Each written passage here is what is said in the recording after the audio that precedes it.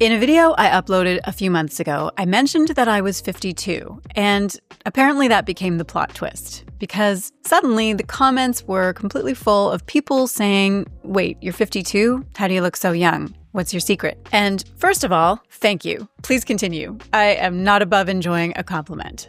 But I also think the real answer is probably not what people expect, because this is not going to be a video about sunscreen or collagen powder or drinking more water. Now, to be clear, I definitely do care about skincare. I've actually made skincare videos in the past, and if you are interested in the more practical skincare side of things, then I will link those below. But this video is not really a skincare video, it's a vitality video. Because yes, skincare matters, sleep matters, nutrition matters, all those things matter. But I personally think that looking younger is often a byproduct of something deeper. How you live, how you move, how you think about yourself, what you refuse to normalize, and whether you're still actively participating in your own life. So today I want to share the tiny habits that help me look and feel younger at 53. Not because I'm trying to be 35 again, but because I have absolutely no intention of getting smaller, quieter, or less alive with age. In this video, I've got 6 tiny habits to share with you, and the first habit might be the most important one. Habit number 1 is I do not treat aging like decline. And I mean that very literally. I don't automatically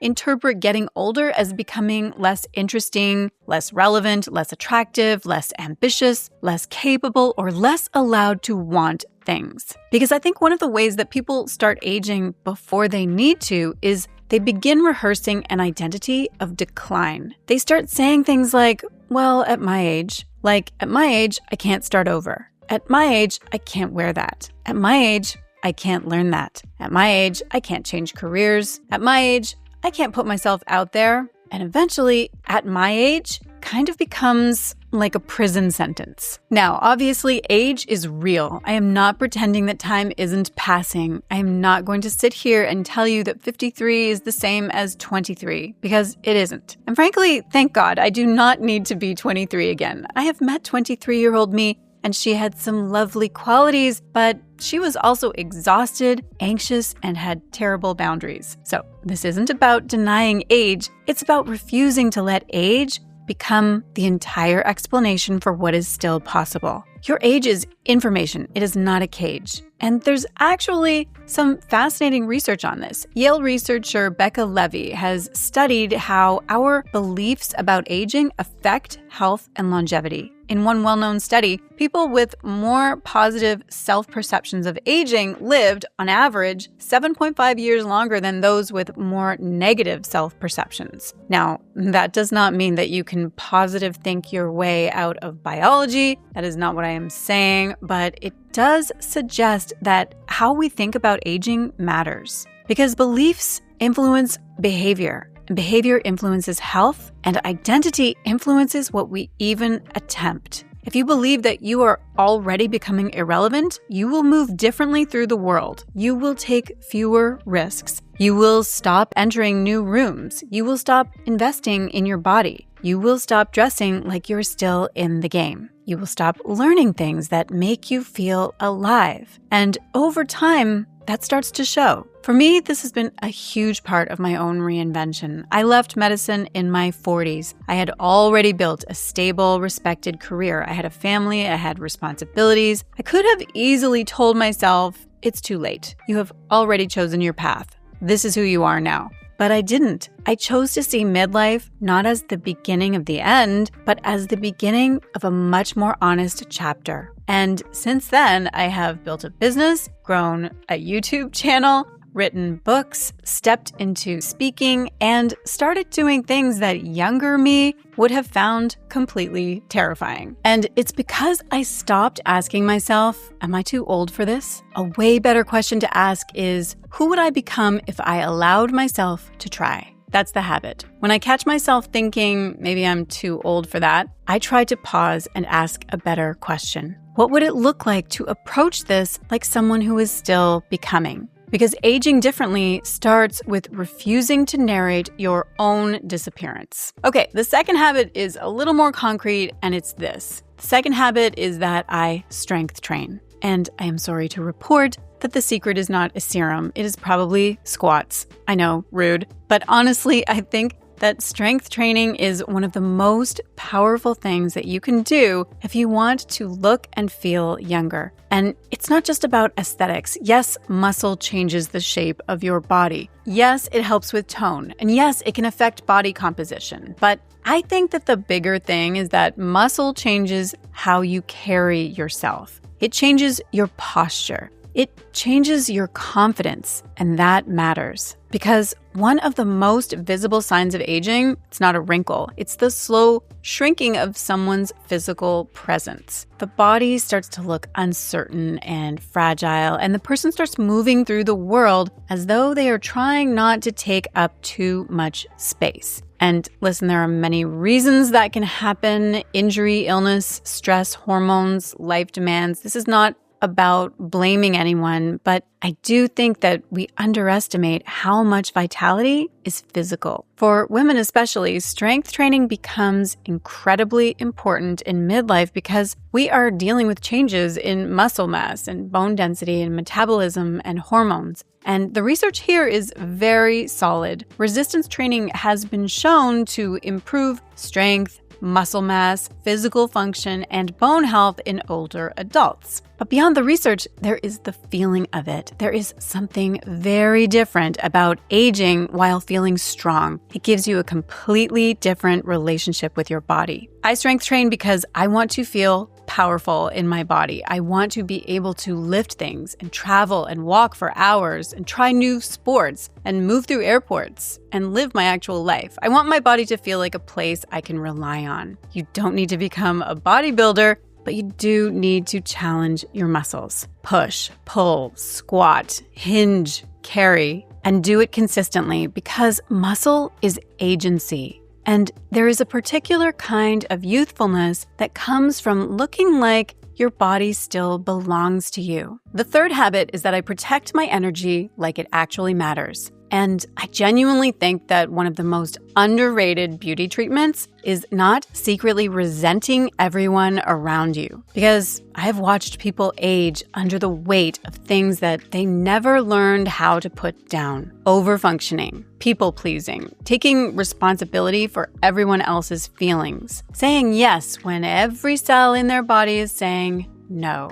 Living in a state of low-grade resentment and calling it being nice. And again, this is not about blame. Most of us learned this honestly. Many of us were trained to be accommodating and pleasant and endlessly available. But at some point, that becomes very draining and very expensive. It costs you sleep. It costs you your nervous system. And I think it shows because chronic stress affects the body profoundly. There's research connecting chronic psychological stress with biological aging pathways, including telomere biology. Stress affects inflammation, immune function, sleep, cravings, mood, hormones, and how safe you feel in your own life. For me, leaving medicine was the moment when I reclaimed my own energy. I loved many parts of being a doctor, but I had also spent years holding a lot. Responsibility, emotional intensity, other people's needs, systems that were difficult to change,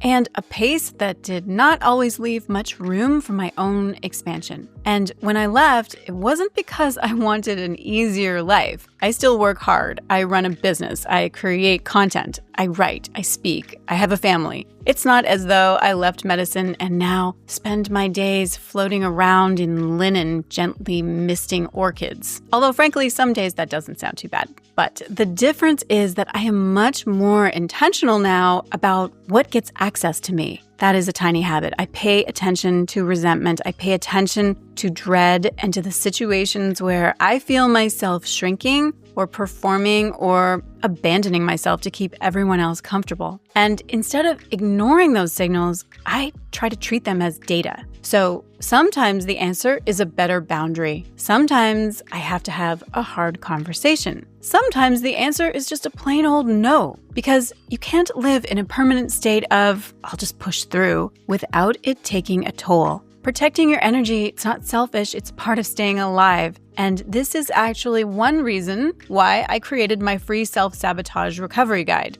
Because so often the things that drain us, they are not random, they are patterns. Like overthinking, people-pleasing, perfectionism, saying yes when we mean no. So the guide helps you start to recognize those patterns and interrupt them before they keep running your life in the background. So if you want that guide for free, I will link it below. Now, the fourth habit is one of my favorites. I keep becoming a beginner. So I have found that for me, nothing will humble you faster than learning to play golf in your 50s, except possibly trying to speak French in public. Both are absolutely excellent if you want to confront every perfectionist tendency you have ever had. But I genuinely think that beginnerhood is one of the most important habits for staying youthful, because youthfulness is curiosity and aliveness and a willingness to be a little bit ridiculous. It's the part of you that is still willing to be bad at something long enough to get better. And I think a lot of people start aging psychologically when they stop being beginners. They stop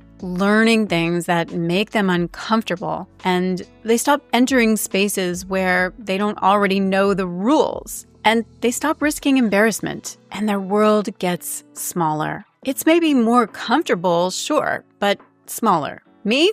I don't want that. I want to keep having things in my life that stretch me. For me, in the past couple of years, that has been golf, languages, YouTube, public speaking, and honestly, reinvention itself. When I started to learn golf, I was not good. I am still very much in the process of becoming good. And there is something both horrifying and liberating about being visibly imperfect at something as an adult. Because as adults, we like to be competent. We like to be impressive and do things where we already know who we are. But beginnerhood disrupts that because it forces you to become flexible again. It reminds you that you are not finished yet. And this matters for the brain too. Lifelong learning and cognitive engagement are consistently discussed as part of healthy aging. Challenging yourself, learning new skills, staying cognitively active, these things are not just nice hobbies, they are part of maintaining adaptability and engagement with life. But even beyond the brain science, I think that there is something spiritual about being a beginner.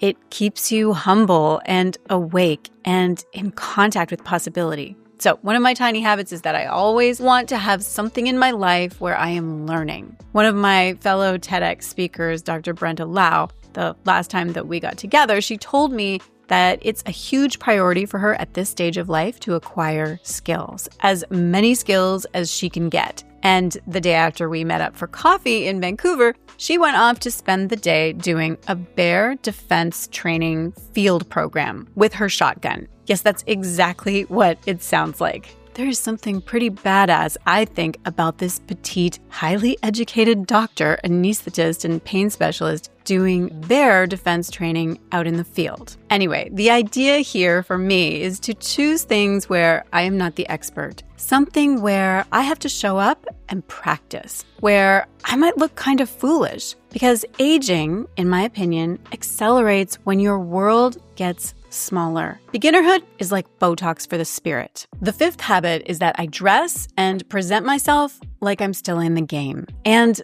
I know this might sound superficial at first, but I don't think that it is. Because at some point, I think that everyone has to decide, am I dressing like I'm still participating in my life, or am I dressing like I've quietly opted out? And I want to be very clear, this is not about trying to look 25 or chasing trends or believing that your worth depends on how polished you look. Absolutely not. This is about self-recognition. It is about looking in the mirror and seeing someone who is still here, still engaged, still visible, still allowed to take up space. I think one of the quiet pressures we face as we age is the pressure to disappear gracefully. You know, tone it down, care a little less, want a little less, be a little less visible, don't be too much. And I reject that completely. Now, that doesn't mean that I am dressed up every day. There are absolutely days when I am in leggings, no makeup, and simply doing my best. But in general, I care about how I present myself. I care about hair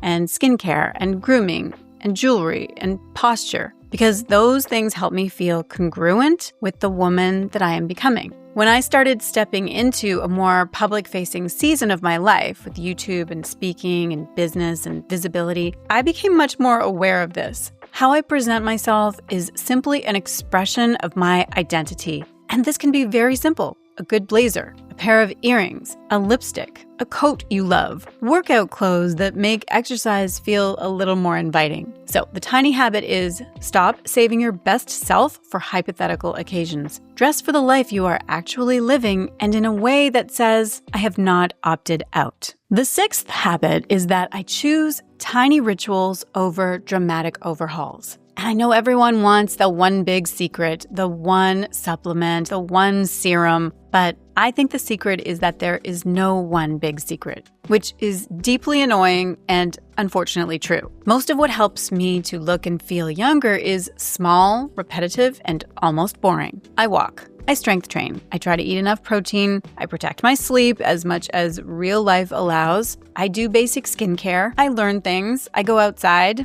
I put myself together. I spend time with people who make me feel more like myself. I say no to things that aren't aligned, and I say yes to things that expand me. And no, I do not do all of this perfectly. I do not wake up every morning and have a cinematic wellness montage. Sometimes I am just trying to get the workout done, answer the emails, and not eat crackers over the sink. But I do think that the small things matter because they are identity cues. Every tiny habit reinforces a message about who you are. That you are someone who takes care of themselves, someone who still cares about their energy, their strength, their presence, and their future. Someone who is not waiting for a dramatic overhaul before they start living differently. And over time, those small reinforcements become part of how you see yourself. This is really the heart of it for me. Here's the thing, we are all aging, but the goal is to age in a way that still feels like us. Or maybe even more like us, more honest and confident and alive. Basically, more unwilling to waste time performing a life that no longer fits us. So yes, I use skincare. Yes, I care about how I look. Yes, I enjoy a good compliment on the internet because, well, I'm human. I am not trying to age backwards. I am trying to age awake. And maybe that's the real difference, because aging differently isn't about pretending that time isn't passing. It means deciding that as time passes, you are not going to get smaller, quieter, duller, or less alive. Your age is information. It's not a cage. So I'd love to know, which of these habits do you most want to practice? Strength, boundaries, beginnerhood, style, identity? Let me know in the comments. And if you want more videos on reinventing yourself in your 30s, 40s, 50s, and beyond, make sure that you subscribe, because we are not trying to go back. We are building a future self that we actually want to become. If you enjoyed this video, I think that you are going to love the one that I have queued up for you next on the very next screen, and I will see you there. That last minute fiddles with hair. Okay, hair in my mouth. That's annoying. Okay, I still have a hair that is like, is it stuck in my lipstick? It's just like driving me crazy. Okay, I gotta figure this out. Okay, I think we should be fine. Oh my gosh, there's always something.